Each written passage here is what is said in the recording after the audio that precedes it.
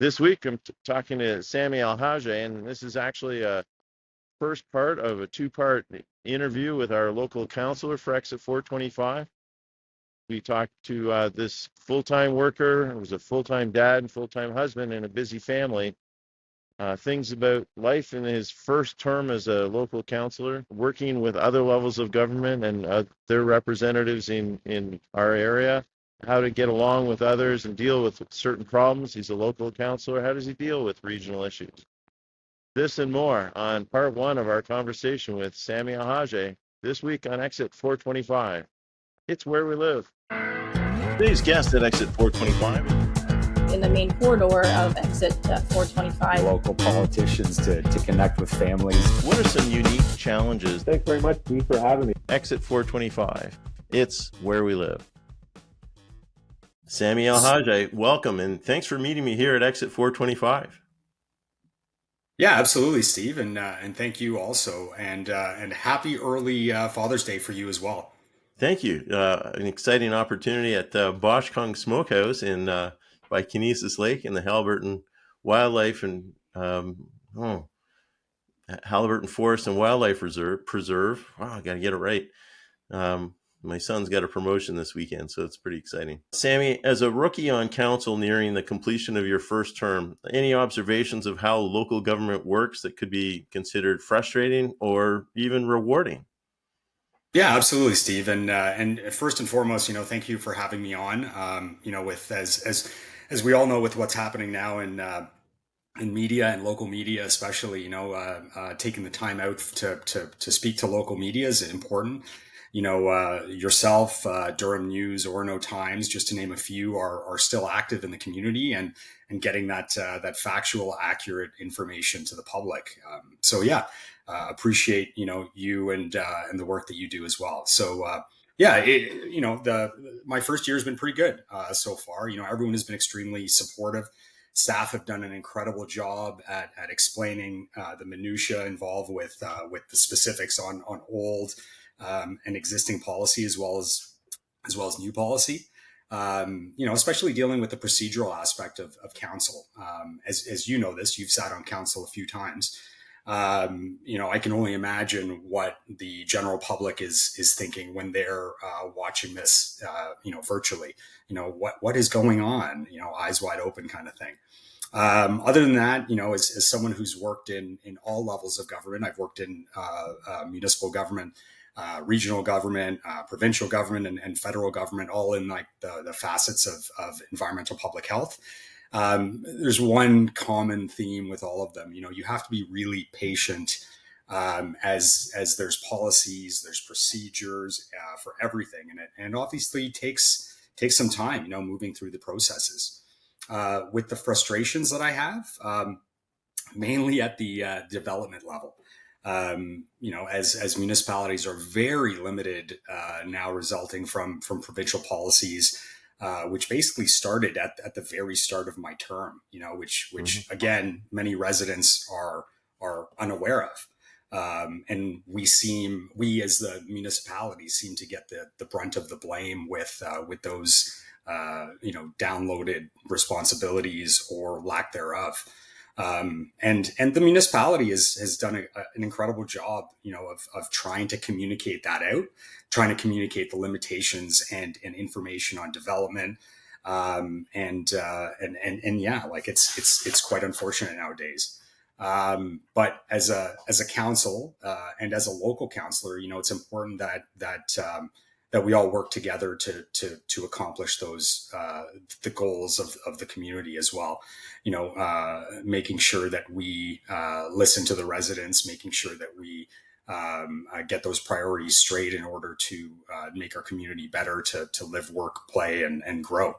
Right. I think we've done a pretty good job on council. Considering considering all the things that we've accomplished. Just to name a few: the South Bowmanville complex, the Zoolands, the Clarington Waterfront strategy, the new fire training center, significant headway with the Bowmanville Hospital. FYI, they'll be at RFP soon, so it's coming closer than the GO train. Also, the general physician program through Lake Ridge Health and Queens. Improving snow clearing services, and this on top of dealing with past deficits from the previous council, as well as the provincial densities, as I previously mentioned, and federal tariffs, right? So we've done a lot, and we're still accomplishing a lot. With respect to rewarding, definitely the best part of my day is engaging with the public. Whether it's my own constituents or others in the different communities in Clarington, and helping them with their concerns. We rely, as I mentioned previously, we rely on suggestions and information to make those policy changes to create efficiencies and fix problems. So one of the main things I love is seeing those ideas or those suggestions come to life. Whether it's an outdoor ice pad, the efficiencies through snow clearing services that I mentioned, improving other programming and services, and even modernization of parks. As I mentioned, there's still plenty of time in this term, and I look forward to the year and a half to come, and looking forward to making more positive changes. You mentioned, you referred to your title as a local councillor. We also have a regional councillor that's responsible for wards 1 and 2, and then a separate one for 3 and 4. When there's a regional issue that's a concern of yours or a resident's, how do you present that to our regional reps, either Granville Anderson or Willie Woo, and Adrian Foster, who technically is also a regional councillor because he sits on regional council? Does it have to be a formal process, or can it be a phone call, email, drop in? How does it have to work? Yeah, there's no formal process. It's all about, like any other job, it's all about communication, right? Having that positive rapport with those members of council, with the regional councillor, with the mayor, or with other local members of council as well. As an example, Granville's not big on social media, and on Facebook or any other social media, if someone tags me and it's a regional issue, I reach out to him, I send an email, I inform him, and go through that route. I always ask for an email, so that we, the municipality, can track and take stats on the concern, right? Especially so we can follow up with the corrective actions, and vice versa if they're presented with local concerns. Council's teamwork. It's like any sport. The mayor, other local and regional councillors, we join forces on a lot of the issues to resolve them, and support our residents. And this is, we've got plenty of options. If someone wants to reach out to me, if someone is a resident of the local Ward 2, and they reach out to me, I'll obviously respond to their concern, tag Lloyd, and then Lloyd will take it from there, or vice versa. It's all about communication. It's like I said, it's like any other job. Do members of council ever meet as a group with our MPPs or MPs on a regular basis? They're the next level of government up, maybe up to 2 levels, depending on how you look at it. But is there ever that kind of group meeting? Not necessarily. While council doesn't officially gather as a group and speak to the MPs or MPPs, we always strive on having that great relationship. A great example is Councillor Wu, who recently took part in the advocacy day at Queen's Park, and did a pretty good job of representing Clarington. And we attend the Association of Municipalities of Ontario, AMO. So we go to those conferences, and we have time with ministers or MPPs to talk about what we need in our communities. Another great example is at the provincial level. Is Councillors Wu and Councillors Ward, who met with the previous Minister of Education, Jill Dunlop, advocating for the new school in Newcastle.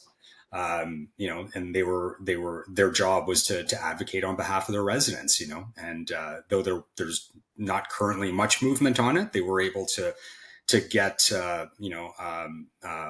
something verbally at least to indicate that was a priority for the provincial government. We're lucky. We are lucky in Clarington to have a dedicated, federal and provincial representatives who don't just show up, right? They advocate on behalf of their constituents and on behalf of council as well, and they're accessible to council as well as some residents, I guess. Uh, and yeah, just to go in further detail, the last time I met with MPP Minister McCarthy formally was just over a year ago in regards to the Harmony Highway interchange. We discussed possible solution and potential of adding another interchange to Courtice in addition to Courtice Road. With MP Jamil Javani, I discussed. I met with him a few weeks ago actually, and discussed priorities and how we can assist further on the cell tower issue. So yeah, it's all about having good rapport, being respectful of each other's roles, and engaging with each other from a provincial or municipal issue, and advocating on behalf of our residents.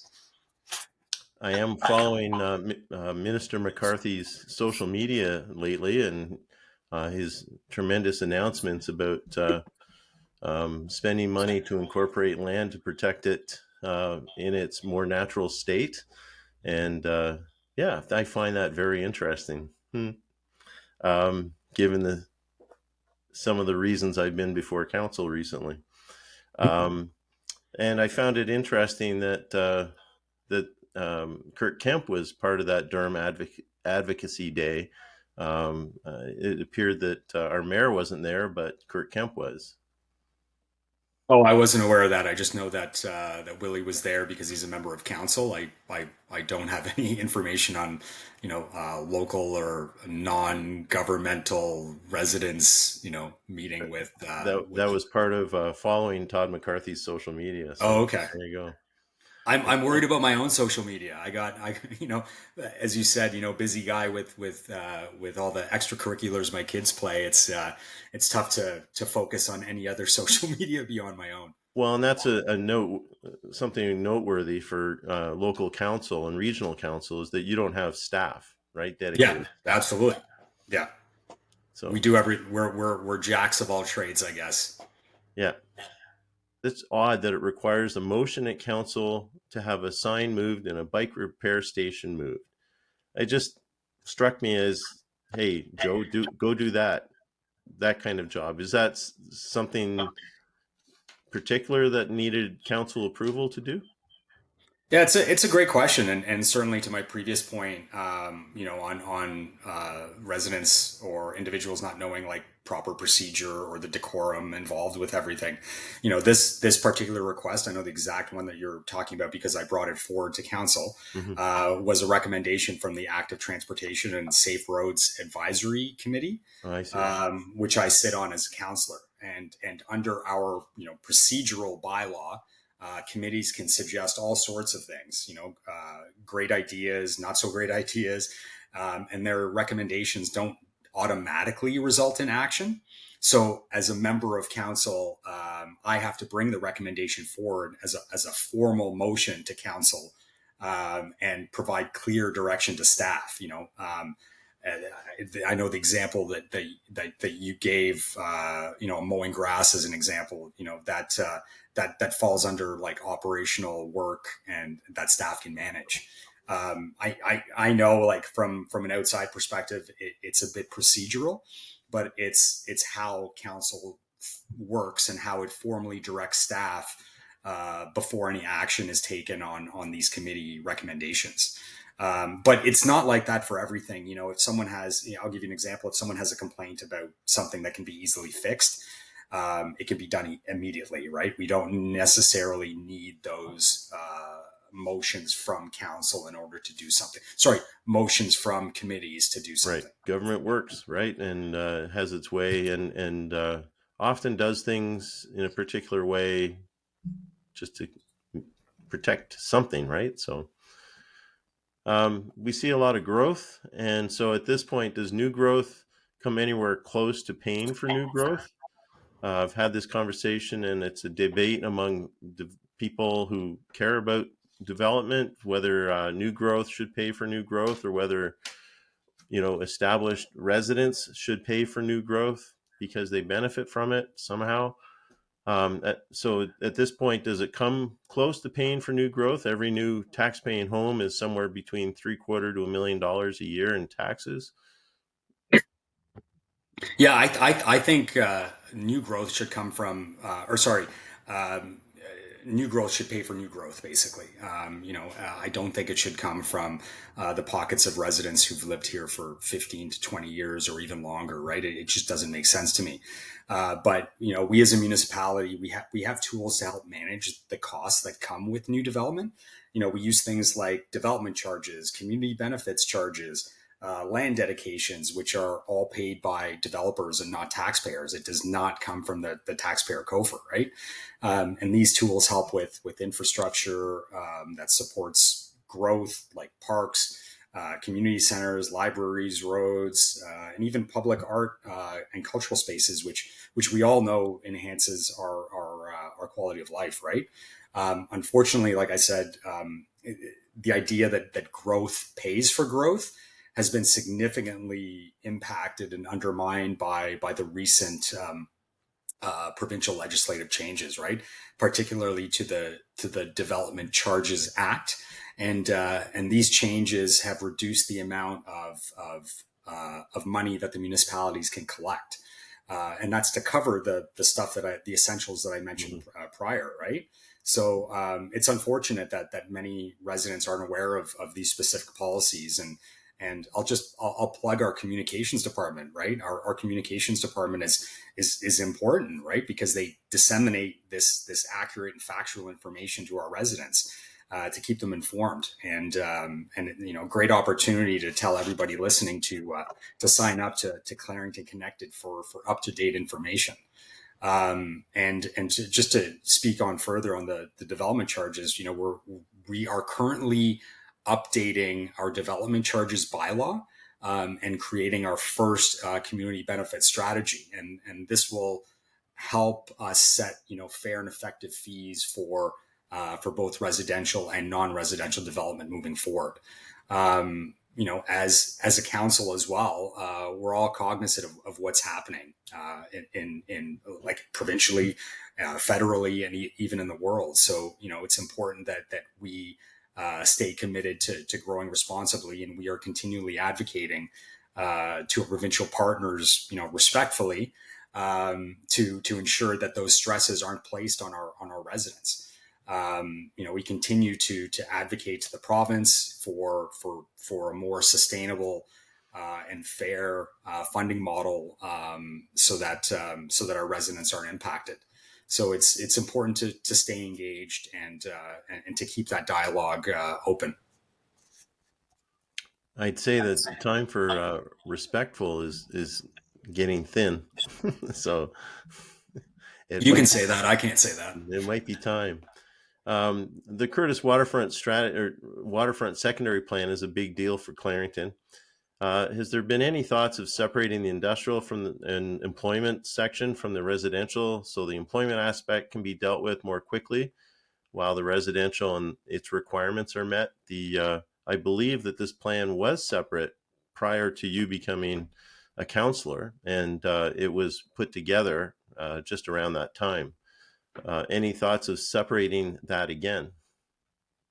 You're right. The Courtice Waterfront draft plan is a big deal for Clarington, and the majority of residents are very excited about the potential to finally have access. I know it's been mentioned a number of times, but the draft plan has been ongoing since 2019.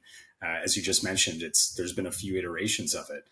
And I think the first iteration was presented to the former council June 2022, with information and suggestions and input from the multiple engagement sessions that took part.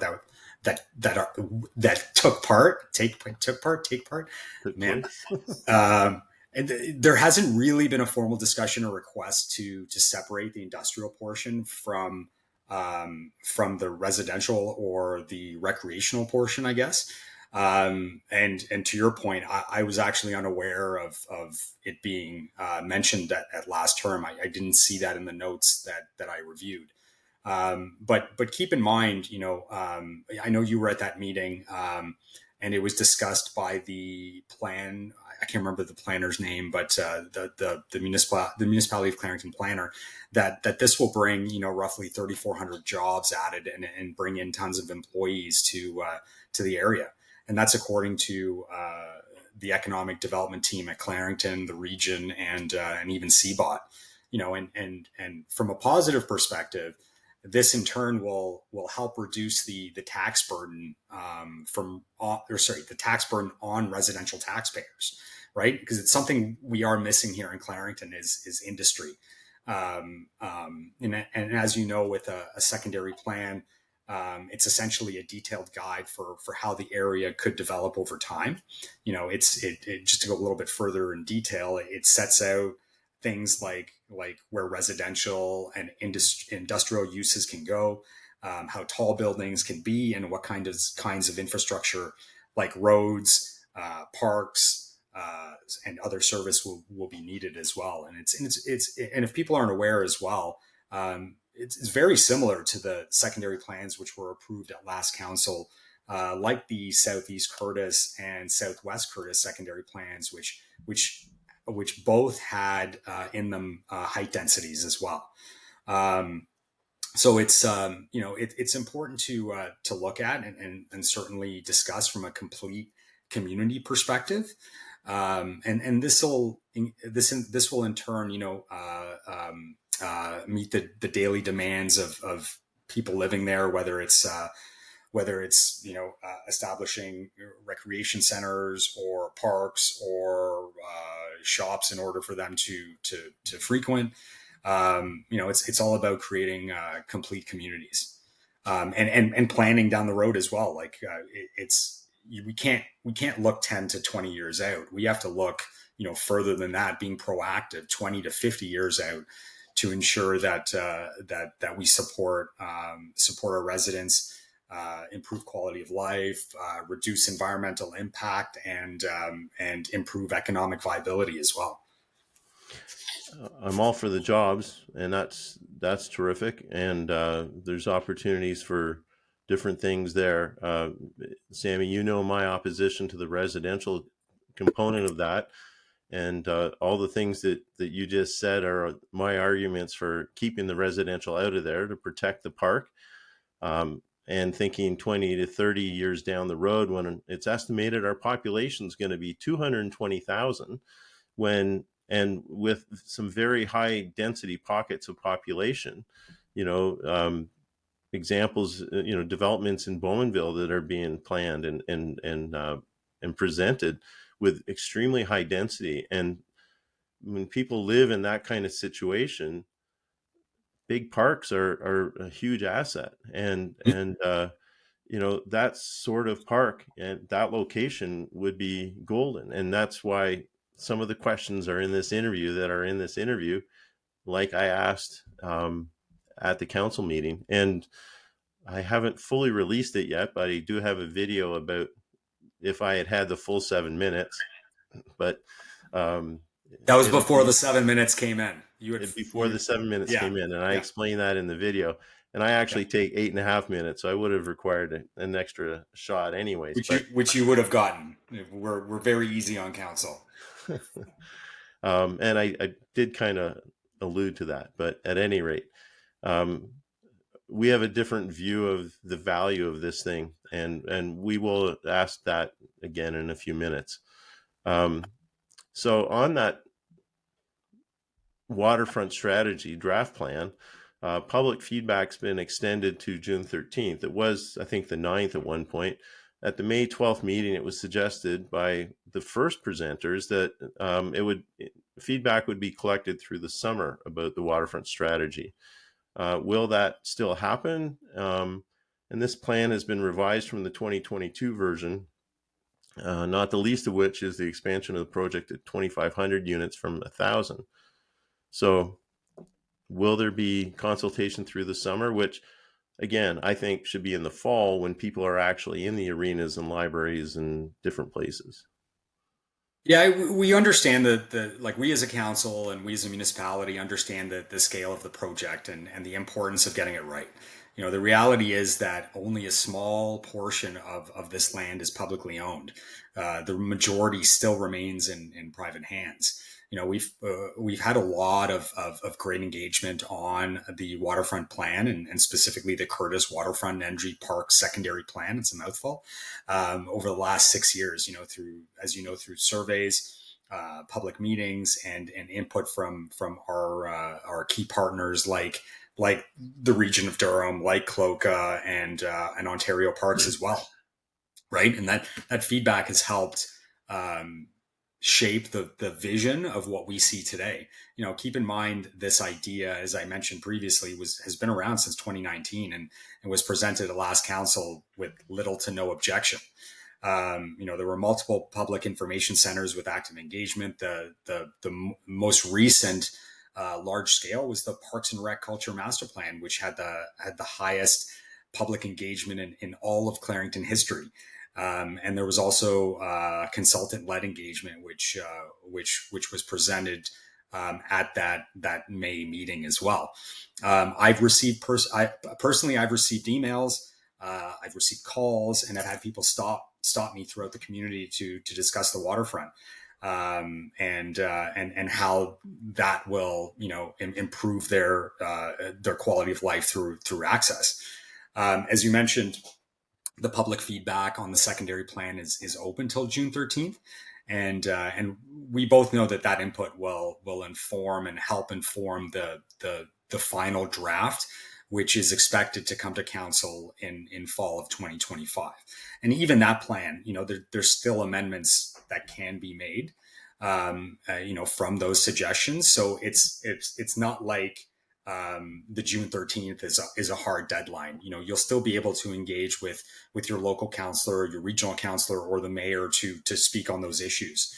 You know, and more broadly as well, you know, as you know, we're working on the waterfront strategy, and what that looks like on Clarington's 34-kilometer shoreline, you know, including the Courtice Waterfront. So yeah, there will be more opportunities for public input on that specifically over the coming months. And just to speak on the height densities and the kind of the mixed use, you know, I've been pretty vocal, and I've made it clear in multiple meetings and on social media that I do not support, you know, the height densities specifically in the mixed use areas. I personally would like to see the similar heights to the previous plan, with those, as we've talked before, with the 5 or 6 story kind of mixed uses, similar to Newcastle and Pickering. You know, I think those are great models that we can kind of doppelganger parrot. You know, that being said, also just north of that, as I previously mentioned, with the Courtice Southeast and Southwest Courtice secondary plans. You know, those were all approved at previous council, and those were in some areas, especially as an example on Courtice Road and Bloor, they're up to 15 stories, right? So you have to similarly follow those models as well and follow those precedents, especially with the Ontario Land Tribunal involved sometimes. And just a final note, you know, I encourage all to visit the Clarington Connected site for more information and to submit their input. You know, we have an incredible opportunity here to see what's in store for the waterfront destination and community. You know, that 39-acre municipal park, which was proposed in the draft, is even larger than the former Bowmanville zoo site. Sorry. So it's an incredible opportunity, and I think more engagement is beneficial. And yeah, I look forward to hearing from anybody who you know, wants to reach out to discuss it further. Sami, thank you for meeting me here at Exit 425 today. Because of the time, we're going create a second part to this interview, and but I appreciate you taking the time to do this and to sit through 2 stages of this with me. Yeah, no problem. Just for those who are listening to part 1 right now, how can they reach out to you to be in touch with you, to share anything or ask a question? Yeah, for sure. As you and everyone who speaks to me knows, I pride myself on customer service and being available. So you can call me at the municipal office 905-623-3379 en français 905. No, I'm just joking. Or you can email me at selhajjeh@clarington.net. S is in Sam, E is in Echo, L-H-A-J-J, E is in Echo, H at clarington.net. There's a formal government employee for you. You can also reach out to me on my councillor Facebook page as well. Sami Elhajjeh, Clarington Local Councillor, Ward 1. For those who are not listening to part 2, enjoy your summer with the end of the school year being close and the official start of the summer. Be safe, enjoy your summer, and don't hesitate to reach out or say hello to myself or any other members of council when you see us out and about in the community. That's awesome. Part 2 is going to have more on the waterfront and all the things that I like to talk about the waterfront, and some good questions for Sami, and I know he'll be answering them. So look forward to part 2 and watch for it the same place you got this episode. And thank you for being part of Exit 425. Always a pleasure.